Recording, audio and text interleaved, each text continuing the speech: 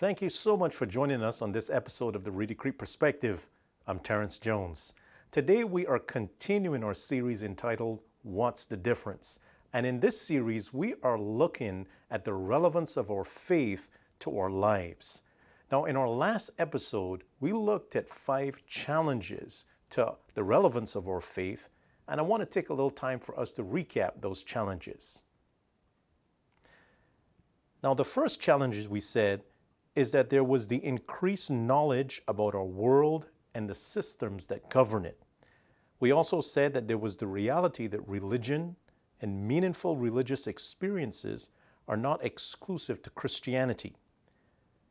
There is the publicizing of the inconsistent behaviors and crimes many denominations, churches, and spiritual leaders have perpetrated.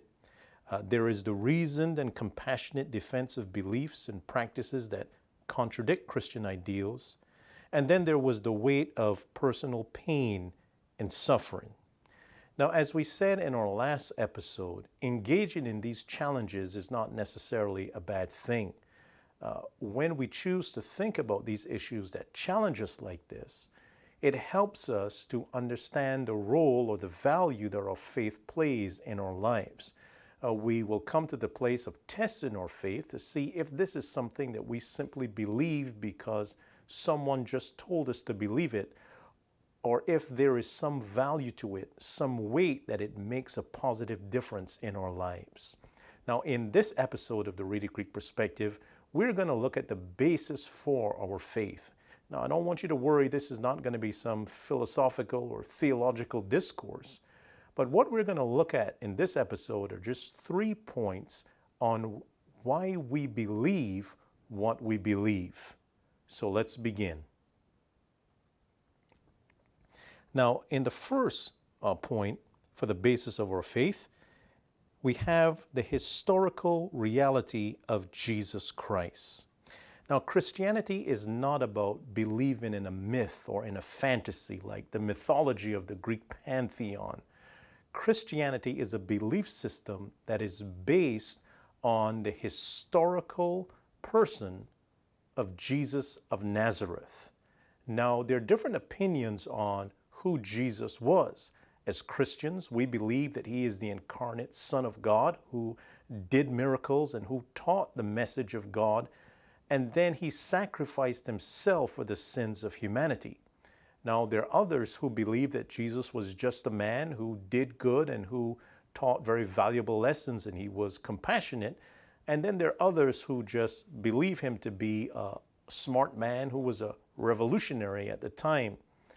But very few people would deny that Jesus actually existed. It is this reality of Jesus' historical existence that for over 2 millennia have borne the weight of proving that the Christian faith is something that is to be believed. Because we have the historical record that Jesus actually existed, this has lent weight to the authenticity and the credibility of the Christian faith. Now, this brings us to our second point as to one of the basis for our faith. There is Christianity's global influence and impact. Now, since the late Roman Empire, right up until the recording of this video message, Christians have spread the message of Jesus Christ to just about every part of the globe. And people have believed this message, and it has changed their lives. From the time of the apostles right up until the time in which we live, followers of Jesus Christ have shared the message of the gospel with others. And as they have heard this message, their lives have been transformed.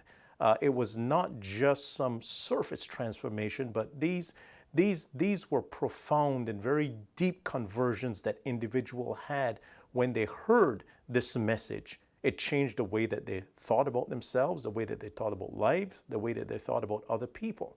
They accepted the message of Jesus Christ, and upon that acceptance, they felt compelled to follow the message of Jesus in every aspect of their lives. And this transformation, as I said before, was so profound that it transformed every aspect of their lives. So not only do we have the reality of Jesus's existence, for 2,000 years we have known of this, but then we also have 2,000 years of individuals following the message of the gospel, following what they heard of Jesus, and then living that message out in their lives. Now, this brings us to the third point when it comes to the basis for our faith, and it is this. There is the reality of personal experience. Now, if you are a Christian, it happened because you heard the gospel message and you chose to believe it. But you did not hear this message in isolation. You heard this message from someone that you trusted. You were going through a point of question in your life. It could have been a time of crisis or just a time of uncertainty. And your age could have been that you were a young child. Maybe you were 6 years old. You were a teenager. You could have been 12 or 13 years old, or you could have been a young adult, or you could have been a senior citizen. But at some point in your life, when you heard the message of the gospel, because of where you were in your life, you accepted that message is true. Now, you accepted it from someone that you trusted, that someone that you knew that they were a Christian, and you knew the authenticity of their life, and you knew what they shared with you could be believed, and you chose to believe it. And then what happened? When you accepted that message, the same thing that happened to Christians for millennia before happened to you. You experienced what that person told you you were going to experience. And what you experienced happened to every other person who chose to believe the message of the gospel and become a disciple of the Lord Jesus Christ. And it is that commonality of experience, it is that unity in your experience that solidified and confirmed your belief and caused you to accept this as being true. And it is in this personal experience now that you had, it confirmed your faith and caused you to want to move forward in your walk with God. Now, we don't always think about these 3 points when it comes to our faith.